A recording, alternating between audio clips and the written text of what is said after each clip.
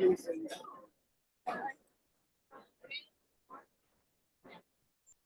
me to start right now? Good afternoon, everyone. My name is Ava Parker, and I'm here today with my friend, Benny Lapisi. We're both students at Peppersack Middle School. No?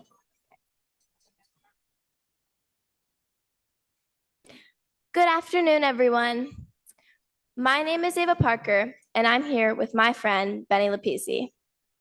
We're both students at Peppersack Middle School in Spokane, and we are so excited and honestly a little nervous to be here with all of you today.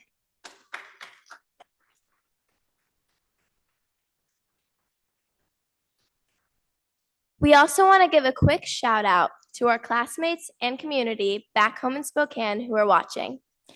You'll be hearing a lot about our school and its namesake, Carla Ullman Peppersack. So it means a lot to us that Spokane could be part of this event. Our school is pretty special.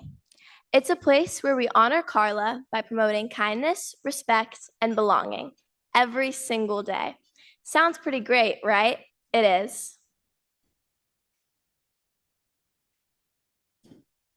Ava and I are also proud members of the Holocaust Center's Student Leadership Board, or SLB for short. It's a group of middle and high school students from all over Washington who come together to build leadership, teamwork, creativity, and critical thinking skills, all while learning about the Holocaust and how we can make a difference in our own communities. There are 3 SLB cohorts around the state, one here in Seattle, one in Southwest Washington, and our Spokane group, which is led by our amazing teacher, Mr. Justin Farley. Hi, Mr. Farley.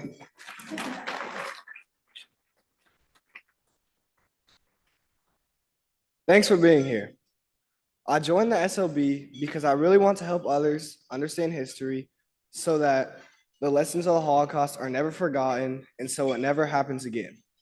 When you support the Holocaust Center for Humanity, you're helping students like Ava and I learn, lead, and make a positive impact in the world. So thanks.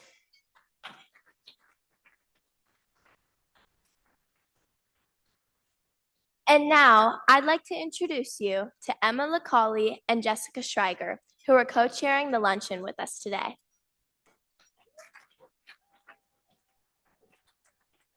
Thanks, Ava and Benny. Good afternoon. I'm Emma, and I'm honored to be the chair of Voices for Humanity, along with Jess and our incredible student leaders, Ava and Benny.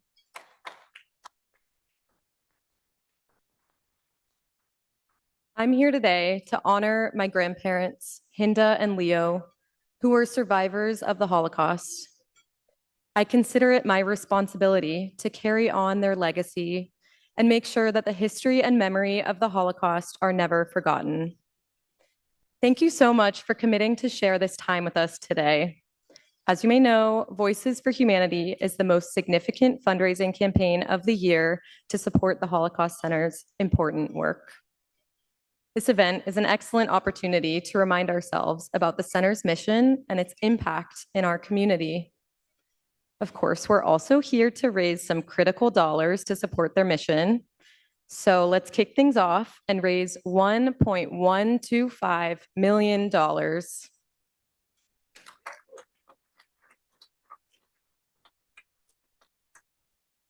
I'd like to start by thanking our sponsors and supporters who have already committed meaningful donations. Please hold your applause.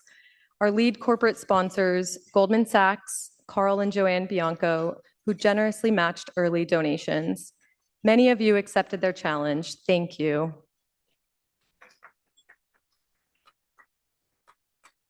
To our champions for change, George Elbaum and Mimi Jensen, Arlene Ehrlich, Ron Friedman and Lily Sachs, Debbie Killinger, Jeannie Nordstrom, Naomi and John Newman, the Powell Family Foundation, and Joe and Judy Schocken.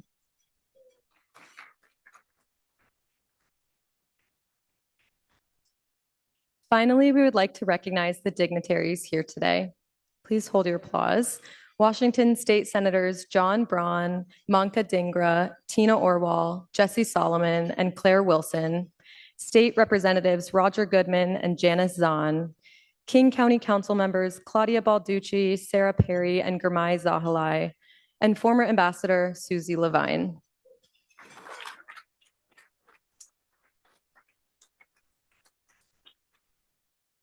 "36 years ago, the Holocaust Center for Humanity was founded by survivors of the Holocaust who immigrated to the Seattle area.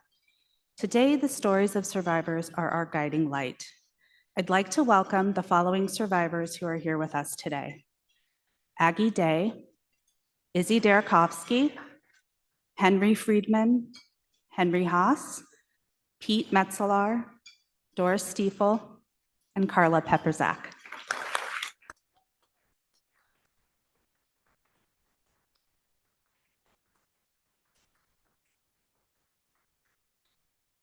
Emma and I are co-presidents of Ambassadors for Change, a young adult cohort dedicated to bringing people together to learn, connect, and make a difference through the center's mission.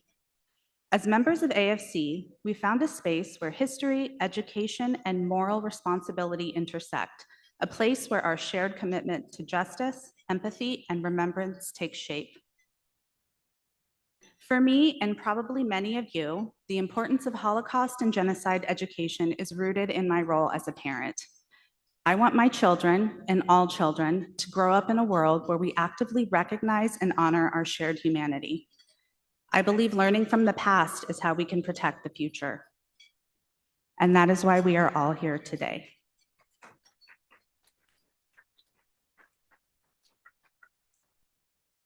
I know at times the world can feel dark, but each of us has a reason and a responsibility to bring light. In a moment, I'll ask you to shine your lights. As the room begins to glow, take a look around. Each small flame is a reminder, a personal commitment to keep memory alive. I'll begin by lighting my candle.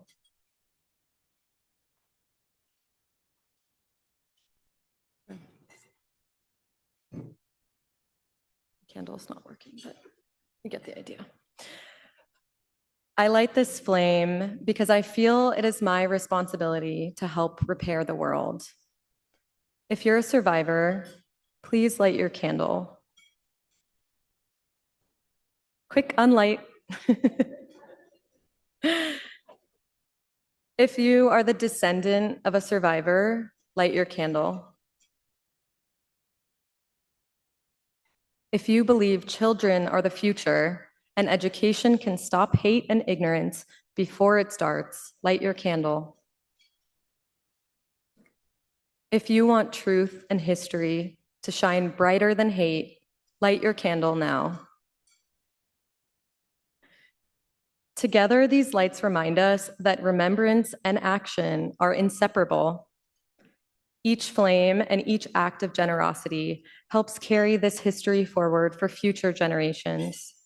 Thank you for being part of that light.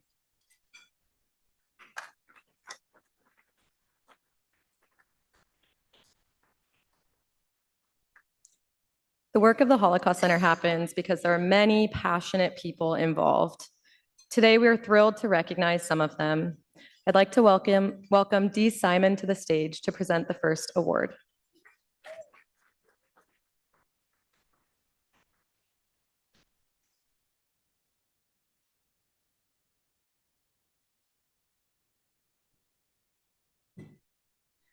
Wow, it's so nice to be back.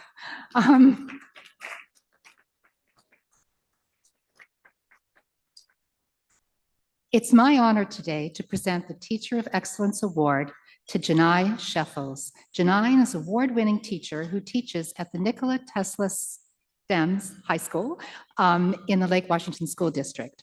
Janai embodies the definition of an exceptional Holocaust educator. She goes beyond the basic lessons and elevates the thinking of her students by leaning into complexity. We can all agree that these are difficult times. A great Holocaust educator is a teacher who's not afraid to dive into current events and ask what the knowing of this history asks of us. Janai is a member of the Center's Educators for Change team, which is a group that advises the center, they teach and mentor new educators, and they advocate for Holocaust education. Janae has traveled with the center to Europe in their Holocaust study tour. Her students have won the annual art contest. You might have seen some of their work in the lobby. She has presented and co-led professional development programs. I could go on, and I'm going to. She's a United States Holocaust Museum Teacher Fellow. Yad Vashem, an international organization that documents sites of Holocaust atrocities, selected Janai to travel with them to Poland last winter. She has traveled with Echoes and Reflections to Poland, Austria, Italy last summer on a Holocaust study tour. And she has attended the Powell Summer Institute that the center gives and is now a Powell Fellow. And if that's not enough, she is also on the Holocaust Center's board of directors. Our center, and most importantly, our students, have benefited beyond measure by Janae's countless hours, hard work, and dedication to Holocaust education. She embodies the definition of an exceptional teacher. Janae? I'm incredibly humbled to receive this award. I couldn't do what I do in the classroom without the support of the center. Ms. Sheffels is a great teacher. She makes the class feel like more of a conversation and less like a lecture. I just love being in her classroom. I think being able to engage really deeply with the content like that is super interesting. I can tell she cares deeply about the subject just based on the amount of time she goes into every single event, the experiences of people and victims on the individual level and what they went through. You can definitely tell how important the topic is to her from all the stories she tells, from all the places she's been, from all the research that she's done into this topic. It's almost as if she's been learning about this topic and constantly trying to educate herself on this topic for years. It's one thing to see pictures, and it's another thing to hear someone talk with you and explain to you how something happened when they have seen those places in person. The more I learn, the more I hope that students take away the fact that this period in history was not inevitable, that there were things that could have been done, that as world events unfold, they can start to recognize those patterns and not allow them to happen during their lifetime, that they see the moments where they could have done something. One thing that she says is history doesn't repeat, but it does echo. And so getting to find those echoes in modern day across the world has been really interesting. The thing I'm going to take away from this class is no event is isolated or no people are isolated, and something that happens to one group can happen to any of us. Discrimination and hatred can really bring harm to your life, to the lives of other people around you, to the lives of like everybody in your society. I am so incredibly grateful for everything that the center has done for me, for all of the resources they provide. I'm honored to accept this award. I encourage you to continue your support of Holocaust Center for Humanity.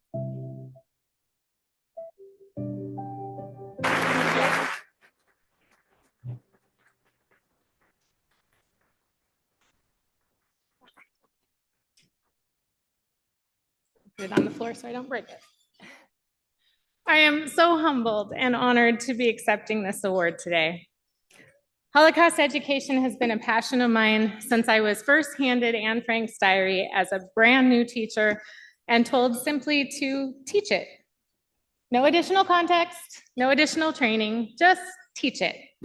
And so I spent countless hours that first year searching for information and resources that I could use in the classroom. But what I found in those early days was very little. I sought out training, but I didn't find anything until I came across an ad for Holocaust Center for Humanity that was hosting the traveling exhibit for Anne Frank. This was probably a decade ago. It was the first time I even realized we had a Holocaust museum in Seattle. My first professional development with the center was the very first Powell Teacher Fellowship, and I was blown away by the level of scholarship that Nancy Powell and Carol Heller provided to us as teachers.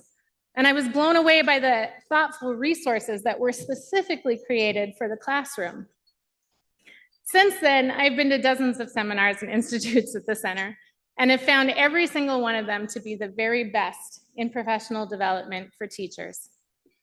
I'm also so grateful for the center's Speakers Bureau and all the work that goes into helping those speakers curate high-quality presentations to give to schools and community groups. I've hosted many survivors and now their descendants who generously come to my classroom year after year to share their stories with students in a way that is far more impactful than anything I could teach. It is these stories of resilience and perseverance and kindness that resonate with students and help make the history personal and real. I'm also grateful to Henry Friedman, who continues to host the annual art contest in honor of his father, Jacob.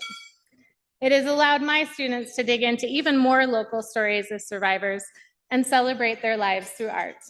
In fact, I have 2 students' works featured here today. Holocaust Center for Humanity supports high levels of scholarship and academics and shares with teachers a genuine desire to teach this dark period of history in a way that not only honors victims and survivors, but also speaks to the future. They foster partnerships with other organizations who also have histories of marginalization and help bring their stories to my classroom and others across the Pacific Northwest. Organizations like Densho, who share stories of Japanese incarceration that happened right here in Washington State, or the Spokane Indian tribe and their stories of regaining their own culture and identity, or genocide organizations that tell stories from Rwanda and Cambodia and Armenia and Ukraine. The center also works with other national and international Holocaust organizations that I've now had the pleasure to travel around the world with, including Yad Vashem, Yahad Unum, the JCRC, and Humanis. I could not do what I do without the support of so many people here at the Holocaust Center for Humanity, and I am so incredibly grateful I don't have to do it alone anymore. The education department, first expertly built by Alana Cohn Kennedy, with the extraordinary vision of Dee Simon, then was passed on to Paul Regelbrug and Brandy Anderson, is the best anywhere.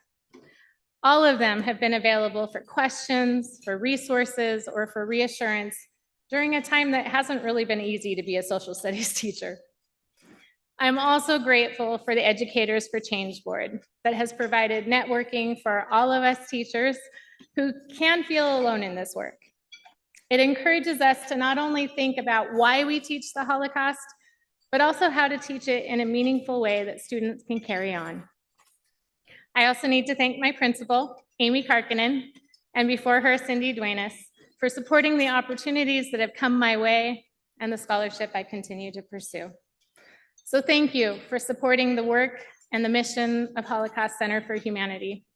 Because of you, my students have a more confident, well-informed teacher who remains passionate about this work. Thank you again for this huge honor.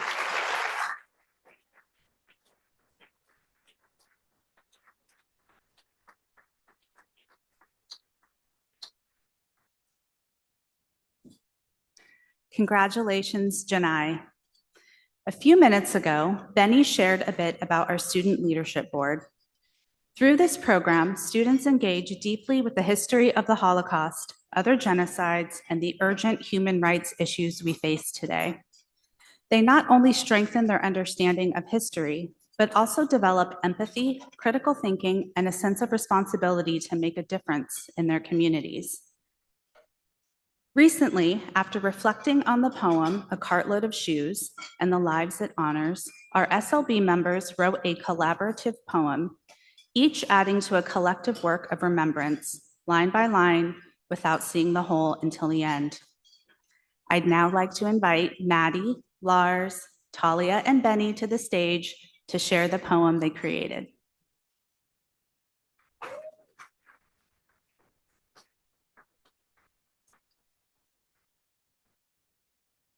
No one told me my coat, my hat, my shoes could live to see the dawn after dark of all this chaos and noise. I hear the echo of sorrow, the footsteps of my people pounding in the dark distance, a true beating heart.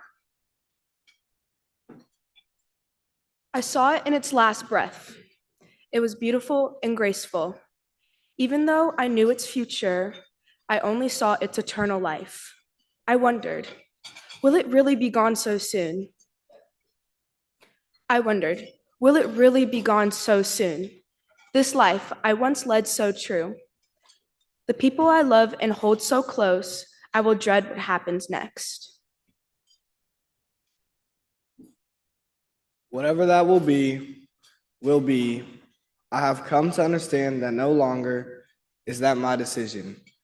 With no choice and pure influence, I take the big leap, defying those who hate, breaking the mental block. I know my mind is stronger than I know. But my brain persists, defiance and stress. I held my head high and hoped. But my spirit falters. I am so tired. I scribe these lines in the light of the dying fire.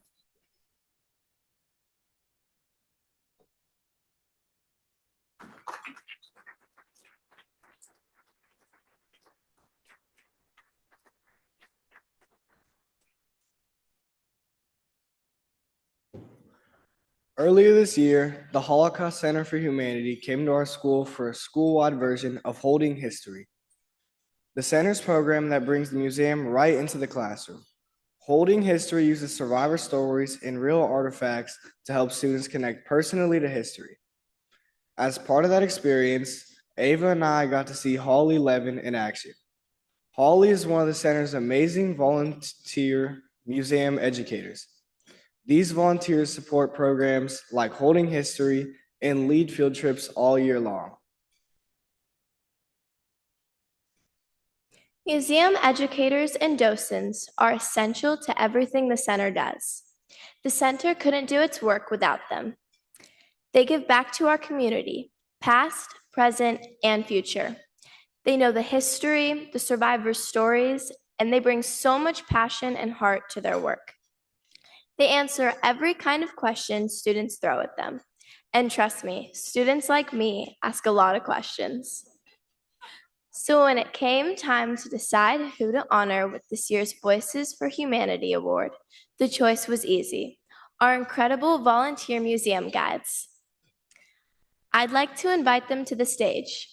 Marcy Bloom will be accepting this honor on behalf of the group.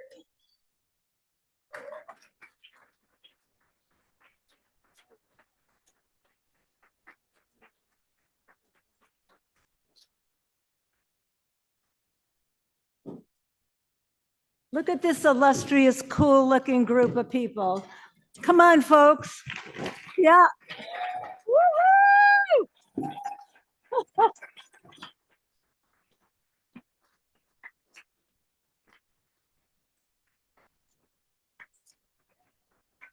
Thank you, everyone. Yeah. Well.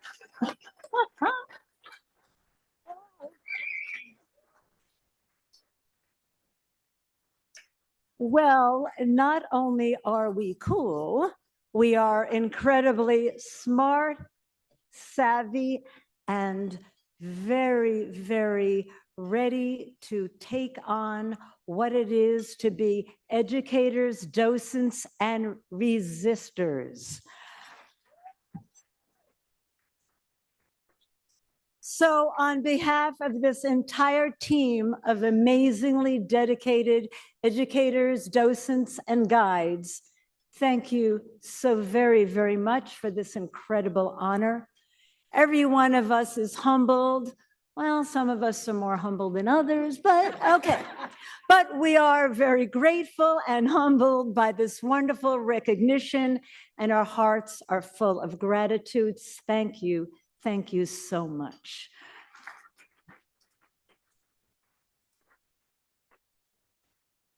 So we're often asked, why do you volunteer your time and energy as docents and educators for the Holocaust Center for Humanity?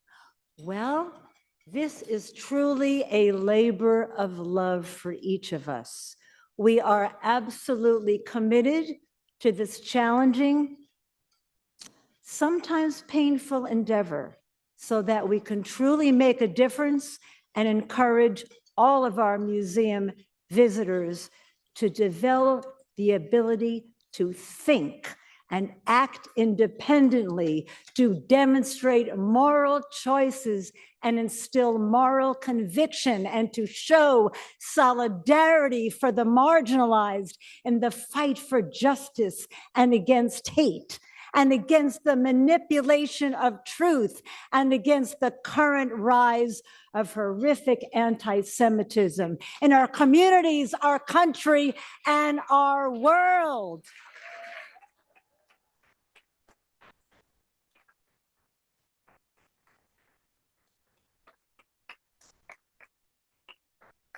We are resistors, we are docents and educators, and we are always learning, teaching, growing, changing, thinking together with the remarkable young people, some of whom you've seen today, and all of the dynamic visitors who are seeking to understand what happened. Why is it still happening? Because during our tours, every one of us has witnessed incredible reactions: awe, shock, confusion, sadness, sobbing, anger, compassion, gratitude, and the determination to grasp the why of these horrific crimes against humanity and why they are still happening today.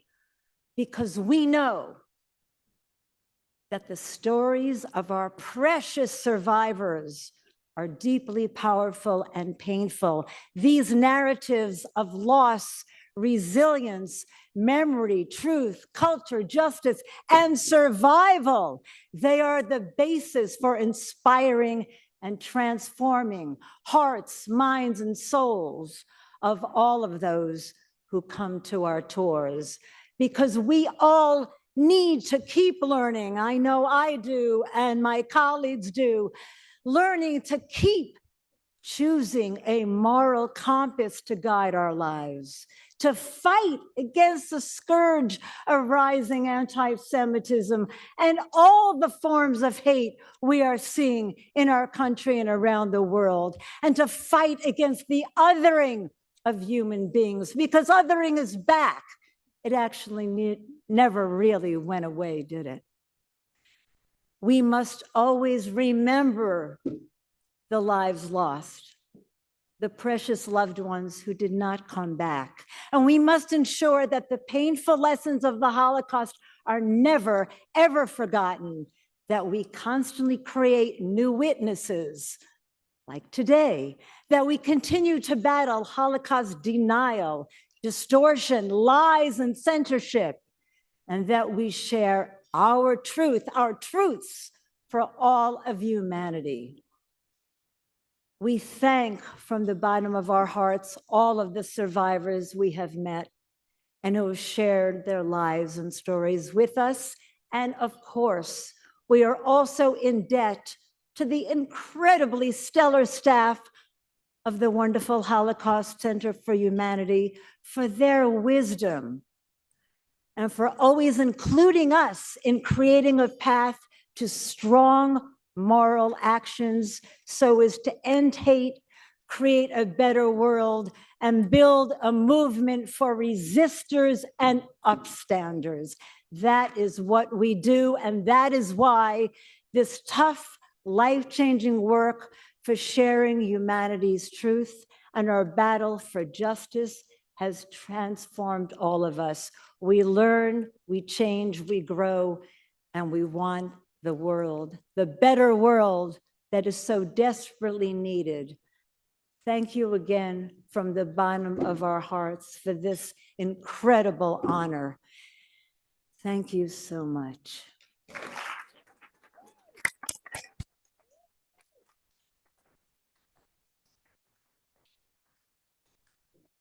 All of you.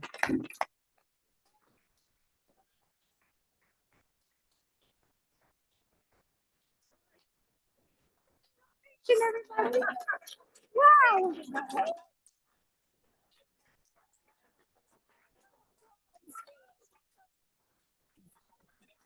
And now, thank you. We love the standing ovation. We do. Thank you so much. We feel like movie stars.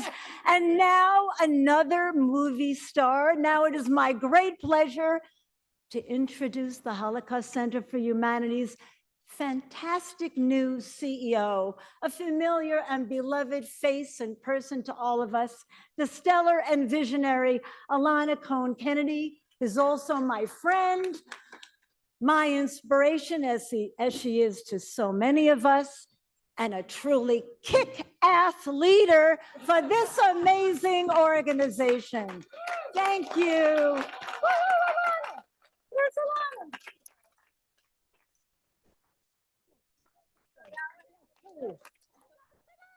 Dun, da-da! Thank you, Alana.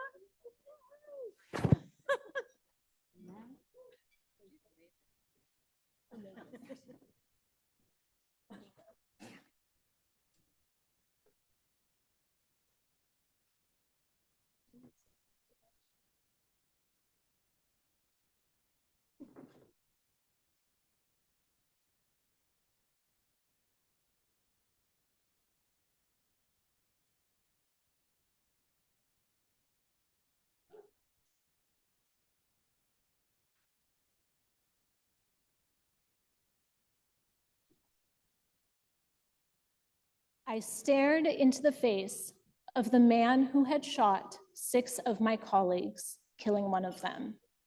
It was only by sheer luck that I avoided the line of fire that day. I sat on the witness stand twice, staring directly at the shooter as I described my firsthand account of this brutal act of anti-Semitism for the jury. On Friday, July 28th, 2006, at 4:00 p.m., a man forced his way into our office building and began shooting my colleagues, holding all Jews responsible for the conflict in Israel that was raging at that time. I had been working at the Holocaust Center for 3 years, and I was also working a few extra hours at the Jewish Federation, which was located in the same building. My life changed irreversibly that day. In the days and weeks that followed the mass shooting, as we tried to put ourselves back together, I became forever intertwined and committed to this community, the Jewish community, the greater Seattle community, the allies and strangers that all came forward in a tremendous show of support. Holocaust survivors called to check on me, an irony that was not lost on me. My commitment to teaching about the ongoing reality of anti-Semitism and the history and lessons of the Holocaust became more than an interest. It became my purpose. The work we do at the Holocaust Center is so much more than a history lesson. It's about a way of living. It's about standing up for others. It's about questioning stereotypes. It's about approaching people who are different from you with respect rather than fear. It's about recognizing that your actions, even the small ones, can make a difference. We are building a movement to create a better world, and you see it exemplified with each person who walks onto this stage. It is a privilege for me to say that I have worked at this great organization, the Holocaust Center for Humanity, for more than 20 years, 22 actually. And oh, how we have grown in that time. We've grown tremendously, and many of you know because you have been here from the beginning. And there have been many changes and challenges over 2 decades. But truly, I can tell you that this last year has proven to be the most challenging of them all, as we have simultaneously confronted issues locally, nationally, and internationally. In the wake of October 7th and the ensuing war, the landscape for Holocaust education changed dramatically. We are incredibly grateful that the remaining living hostages are home and aid to Gaza is increasing. After the last, yes.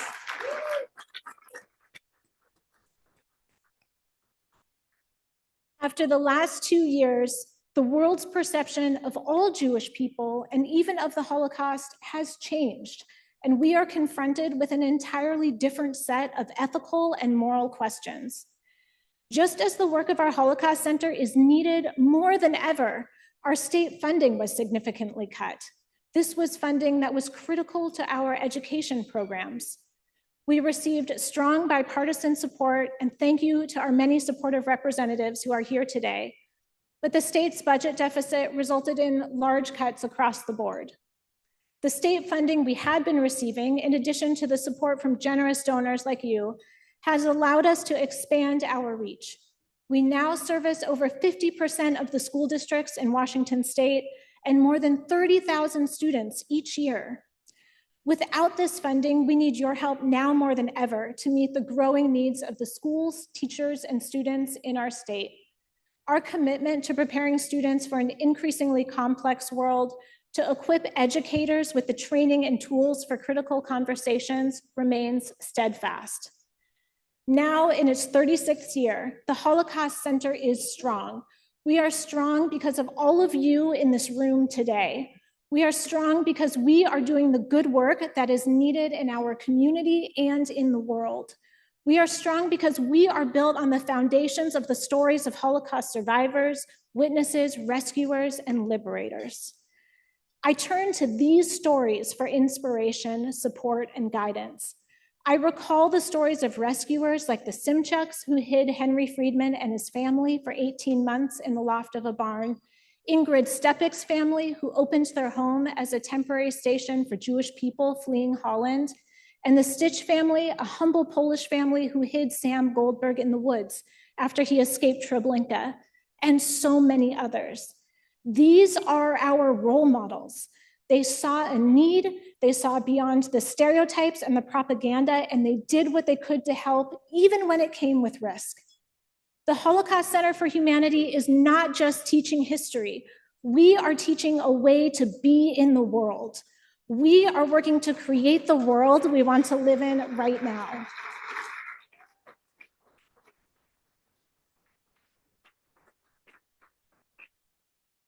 Everyone who walks onto this stage is an example of the power of this work.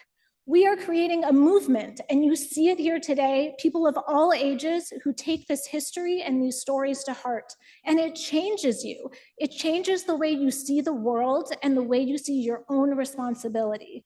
This is our mission in action. For example, over the last few months, we hosted thousands of visitors and students in our museum to see a traveling exhibition on Anne Frank.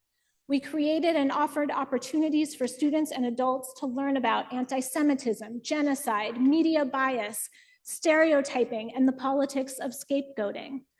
Over the last school year, we served more than 30,000 students in the state of Washington, challenging them to consider how this history impacts their own lives and the world they want to live in.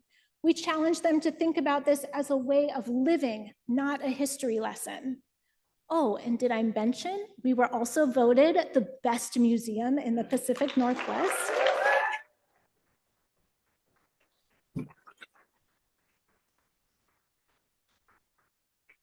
In Jewish tradition, we believe we have a responsibility of tikkun olam, to repair the world. This is a tremendous task when we look around and we watch the news and it seems that so much is broken. But Rabbi Tarfon famously reminds us, you are not obligated to finish the work, but neither are you free to neglect it.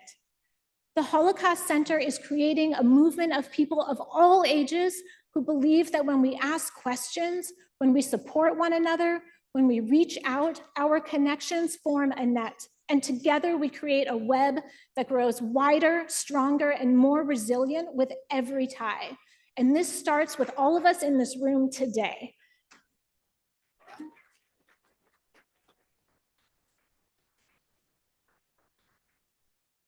The Holocaust Center is a small but mighty team of the most dedicated people you will ever meet. Huge thank you to Jessica Michaels, our Director of Development, who put countless hours into this event to make it such a success.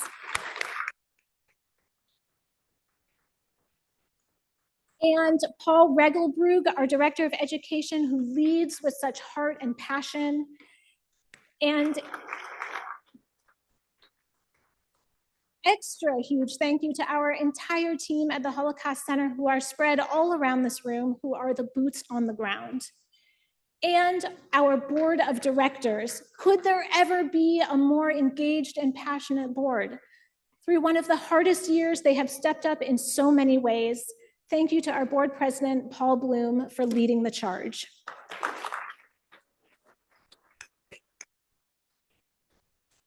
Thank you also to my three remarkable mentors who have all paved the way: Dee Simon, Lori Werschel-Cohen, and Lynn Smith.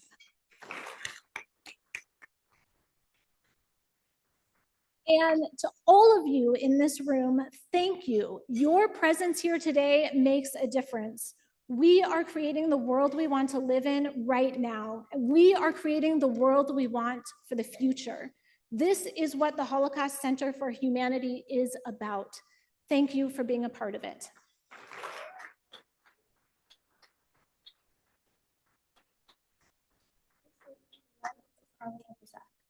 A film by Ceci.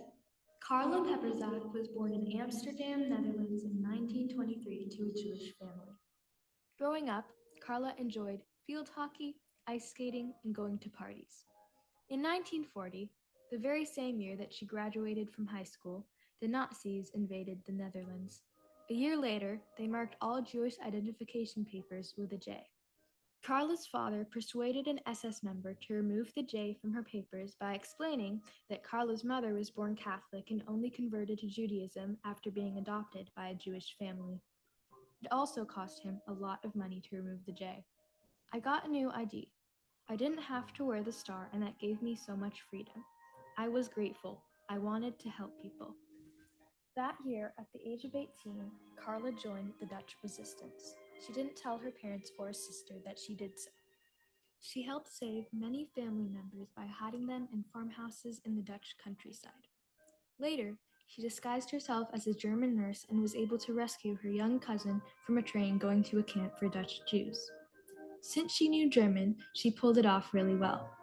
She also had a German ID card that she used if stopped by Nazis.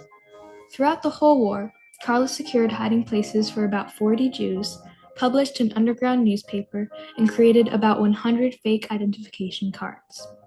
After the war, Carla lived in many places around the world because of her husband's work for the United Nations and the World Bank. In 2004, she moved to Spokane. Later, she wrote a memoir titled The Keys of My Life. There is now a middle school in Spokane named after her. For about 50 years after the war, Carla never spoke of her experience. I tried to forget, but I could not and should not. These experiences show how fragile life is, but also the opposite, how people can live through them. Until one day, her granddaughter asked her to speak at her school. She did, and now is actively engaged in sharing her story with the Holocaust Center for Humanity. I was 18, 19, 20. I was not married. I did not have any responsibility, only for myself, and that made a big difference. I felt I could help. I had the opportunity. In hard times, Carla Pepperzak managed to be strong. Even at a young age, she was full of courage and ended up saving many lives. She resisted the Nazis by continuing to do everything that she could. I don't consider myself a hero. I could help, so I helped. I did what I could do. We can take away from Carla Pepperzak's story that by helping one person at a time, you really can make a difference. When you see an opportunity to do good, seize it. It might not feel like you are doing much in the moment, but in the long run, your impact could be huge.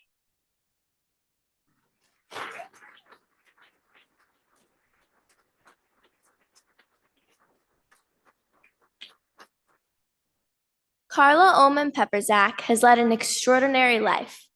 Today, at nearly 102 years old, she continues to share her story and inspire others.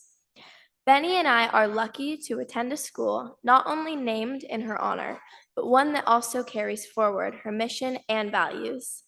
I'm honored to have Carla join me today for a conversation.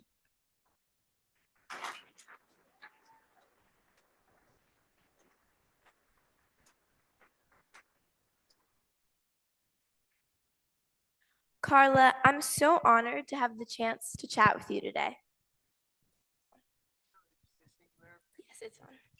Let me start by asking you a little bit about your childhood. When you were my age, what was life like for you? When you were your age, I was actually in school, of course, had a happy childhood, and I liked school. I also was involved with sports. I very much liked to row, and I was part of a rowing club, which was not a Jewish rowing club, but about 95% of the people were Jewish.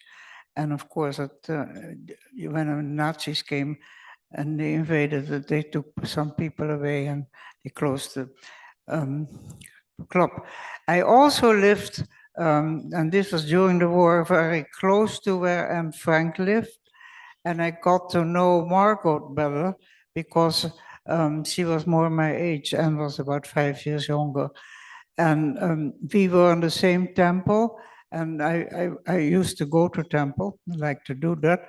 And I met Anne actually at a Purim play we had, and I met her several other times. I was at her home, and but so the youngsters in those years were probably younger than they are now. I mean, the acting, but I was happy childhood until the war started.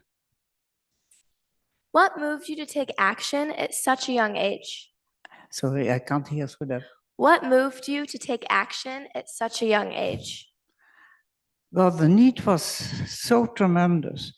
And I was very fortunate, and it was mentioned that, I got the war started in the Netherlands in 1940, and everybody in the Netherlands had an ID card, and the Jewish people who had to register had an ID card with a J.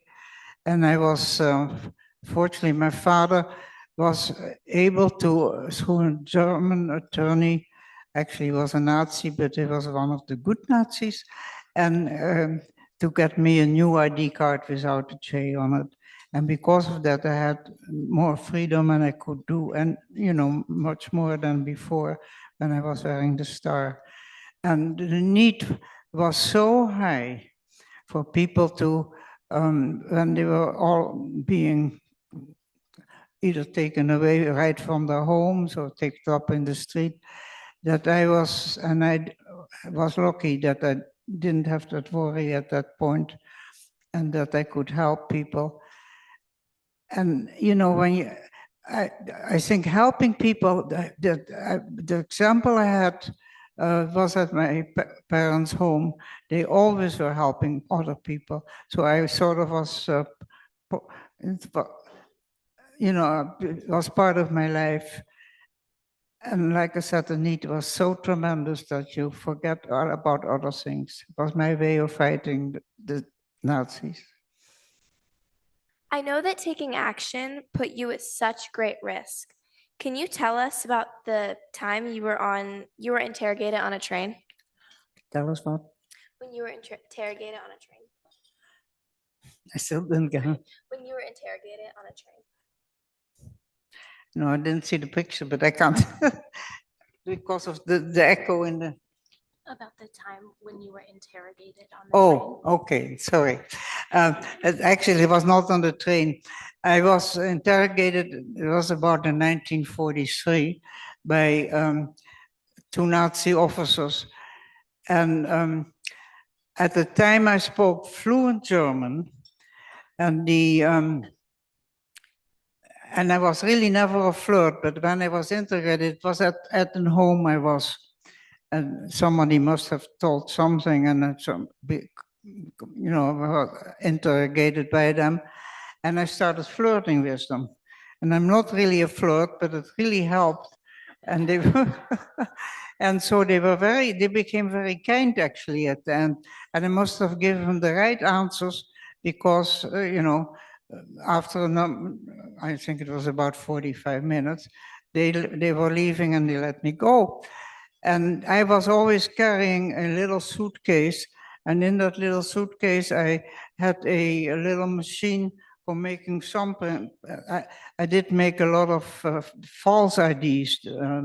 The IDs were sent to us from England, some of them. Anyhow, and those IDs were in my suitcase, so was a little machine to make the thumbprint. And I was carrying, I was going to pick it up, and one of the officers said, "Oh, I'll take it." And that was probably very difficult. I was very worried then, because they could have asked me what was in there, or they could have fallen, have looked in it.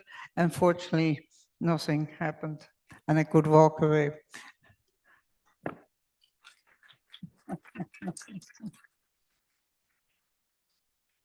How did your actions during the Holocaust shape the rest of your life? Completely.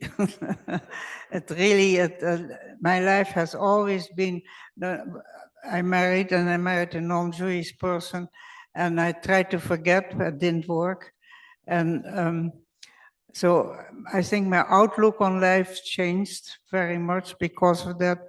And I really am very conscious about other people, and try to be as good as I could be. So it really changed my life, and it's always in the background. And we are so glad that you still share your story today.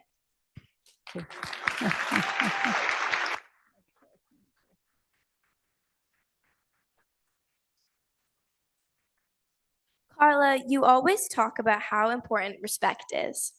Can you talk about why you always say that and how we can follow your example? I personally very much believe in respect. If you respect the other person, you cannot do really much harm to the person. You may not like them, and you may not understand them, but I really think respect is a very, very important part of our lives. And it really should be taught as a little kid, but some parents don't.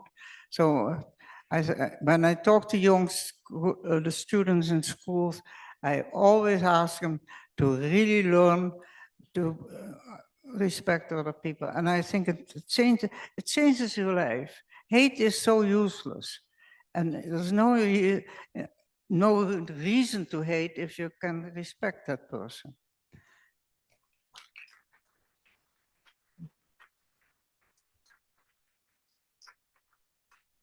And to end on a positive note, what gives you hope? What gives you hope? Did I help? Hope. I tried to help people to go. It became so difficult for the Jewish people that they were picked up, etc. That the need was there to help. So, and I could do that. So I helped. And it was really an interesting thing because, the people went into hiding. But once a person was into hiding, we tried to make new ID cards for that person, without a J on it. That's how I had that little suitcase. But I also made them for other people. And it's so interesting because you see the need around you all the time, and I could help, so I helped.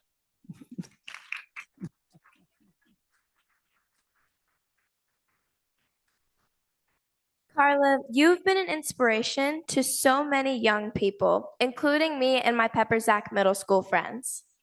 We want you to remember the impact you've had. The center put together a beautiful book of quotes and artwork that you have inspired. Thank you for everything you've done. Wow.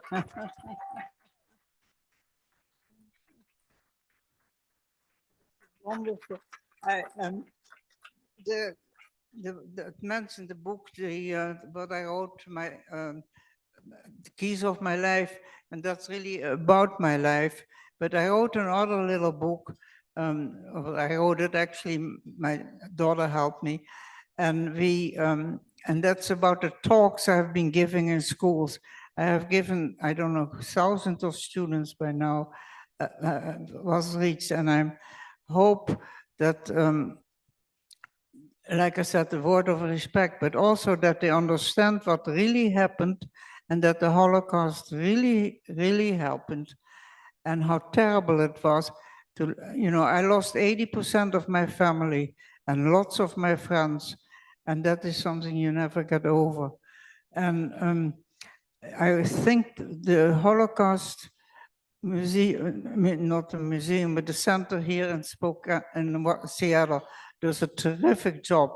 And I'm so happy to hear about all the teachers who are here, and the fact how many teachers are involved now, and how, because it's so important to know about the Holocaust, but also other genocides.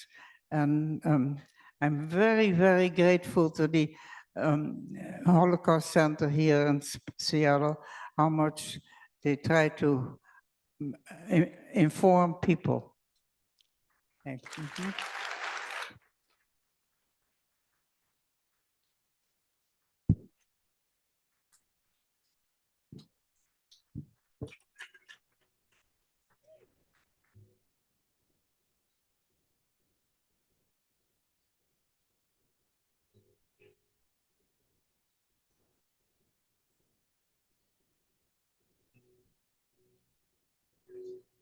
Morning, everybody. First thing I want to say is that we have some gifts in our house today. Holocaust Center for Humanity to engage with us in the Holocaust History Museum. I want to remind you of what this and what we are all about. Carla Pepperzak, our school's namesake, was called foolish. She risked her life. She was called crazy. She helped save dozens of lives. Now, she's called courageous. She's called a mastermind for having tuned out her grace, and who did the big work. Many of you are experiencing this right now. They'll say it's crazy to talk the talk and walk the walk and working hard and being kind. It's only crazy to those who are not willing to do the work. So do the work. All right, folks, all day, every day. It's pretty amazing to think that at Pepperzak Middle School, our namesake is still here. And she's a walking, breathing story for us to follow. Every day I walk into the building and I see her name on the building, it brings that up for me, what she dealt with. I mean, why wouldn't you name a school after somebody like that? She's amazing. She was just such a leader, and she was so brave, and she knew what to do, even though it could be scary to stand up for people and be the one to have to do that. It inspires me to be an upstander and not a bystander. We asked Carla, if we were doing your name right, what would it take to be able to do that? And Carla's one word that she always comes back to is respect. We named this school after Carla Pepperzak with great intention. We've committed then to teach on the Holocaust 6th, 7th, and 8th grade and challenge students to be upstanders and to do the right thing in a world that often does the wrong thing. And that's something that we want to continue to see in the lives of our students every day. We can always choose the right thing, and small choices can make a big impact on certain people. So just every day try and make the right decision and help a person in need. It's big shoes to fill, right? You don't want to disappoint. So it does. It takes that partnership with the Holocaust Center for Humanity to really fulfill Carla's legacy and educate our students in the best way possible. And without our partnership with the Holocaust Center for Humanity, it would not happen. Everything that we get, all of our resources that we get are through the Holocaust Center for Humanity. It's a great marriage to provide the resources and materials necessary. They have helped us with so many relationships and resources and stories to help students make real world connections with what's going on right now and how they can grow as human beings. Holding history is bringing the museum into the classroom, and they can then grapple with the history on a more personal level. You see the light go on their eyes and them getting so excited about knowing that they can actually do things in the world. I mean, it's why we do this work. I've heard a lot of people say, why do you teach the Holocaust 3 years in a row? And aren't they a little too young? And I couldn't disagree more, because what I see is students rise to the occasion. I'm seeing the students ask questions that a lot of adults aren't asking. And they want to do something about it. They want to help. They want to speak up. They want to stand up. Even like when it's scary, we just have to help. You don't know what that person has lived through with their life and the trauma that they have. So don't immediately judge somebody based on how they act because it could be shaped by other people's actions. For us, taking Carla's wish of living a life of respect, I also take seriously that request. It's also a really unique thing to be able to say that you're friends with your school's namesake. What does it look like, sound like, and feel like to live a respectful life? I have seen some pretty amazing people in our school who try to stand up for people who are being bullied, and I think that's just a good thing to do. There was this fight, and it was between two seventh graders, and then a sixth grader was like brave enough to step in, and he came in between those two people when everybody else was just watching, and he was the one who stepped up. So I hope that we are doing a good job in honoring Carla. We want to continue to do better and be better and continue to share not just her story, but really share what's important to her. And I think the Holocaust Center for Humanity is helping us to tell that story and to make those connections, and not just looking backwards, but also asking the students to say, okay, so what are you going to do today? And what are you going to do tomorrow to honor the life and legacy of Carla? Oh, I'm very grateful that the school is named after me, not because of myself, but because of what I stand for, that people learn about the Holocaust and make this world a better world.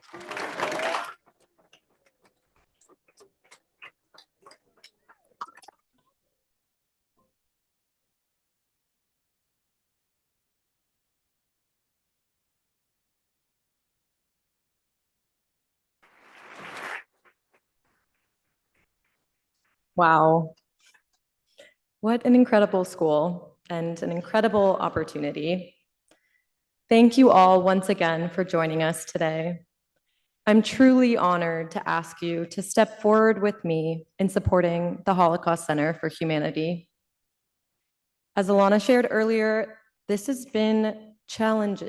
year has been challenging in many ways for Holocaust education. Historical institutions like museums are facing pressure for presenting uncomfortable truths. In a moment when our country feels increasingly divided and anti-Semitism and hate are on the rise, your presence here sends a clear message. History matters, facts matter, and the lessons of the past must continue to guide our future. Each of our actions and every donation matters. They make a difference for students like Ava and Benny, for your children, and for your grandchildren. We are here today to remember the past by protecting our future.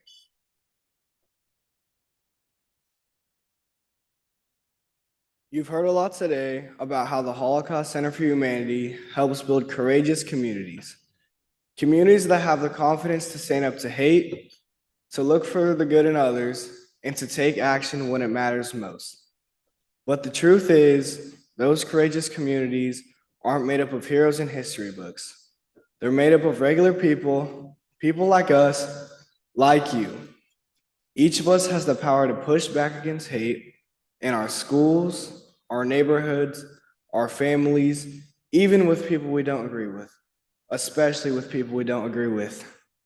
Courage doesn't start with something big. It starts with one voice, one choice, one person deciding to do what's right. I feel a deep responsibility to carry my grandparents' legacy forward, to ensure that the history and memory of the Holocaust are never forgotten. But remembrance alone isn't enough. Each of us has a duty to reflect on these lessons and apply them to the world we live in today, so that unimaginable horrors like we've seen in the past never happen again. And that's why Holocaust education is so important.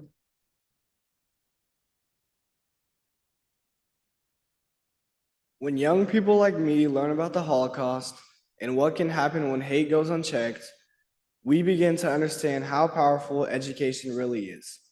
It's how we create change. It's how we make sure never again isn't just something we say, but something we live. When you give to the Holocaust Center for Humanity, you're not just supporting a museum or a curriculum.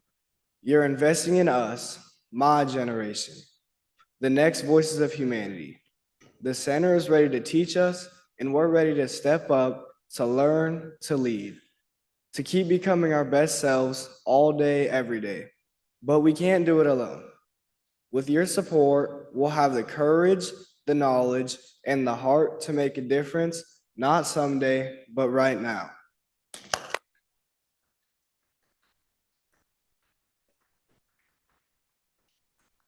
You can take action right now to help fight hate. Everyone here and everyone watching from Spokane has the chance to make a difference. It's simple. Donate today. $50, $500, $5,000, every dollar counts. Every dollar helps more people gain the tools, confidence, and courage to stand up and speak out. A big thank you to Naomi and John Newman and Judy and Joe Schocken. Because of their generosity, today your gift will be matched, doubling the impact of your support.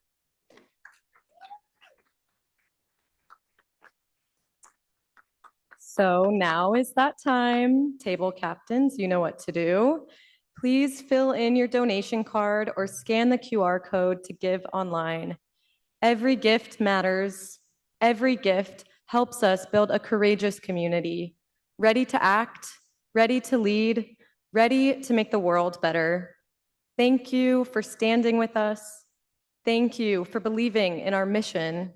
And thank you for being part of a community that chooses courage over silence, remembrance over denial, and hope over hate. Thank you for spending this time with us today. Have a wonderful afternoon.